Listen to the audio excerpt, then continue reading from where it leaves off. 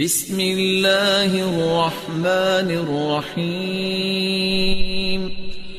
ان الفاظ کے ساتھ اگر دعا کی جائے تو یہ اسم اعظم بن جاتا ہے۔ جو بھی دعا کی جائے اللہ اس دعا کو رد نہیں کرتے۔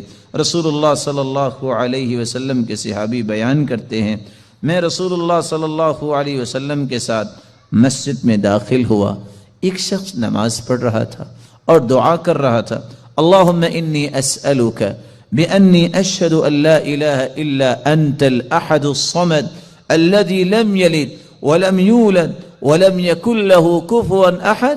ان الفاظ کے ساتھ اس نے دعا کی تو اللہ کے رسول صلی اللہ علیہ وسلم فرمانے لگے، والذی نفسی بیدی لقد سأله باسمه الاعظم الذي اذا سئل به اعطى واذا دعی به اجاب۔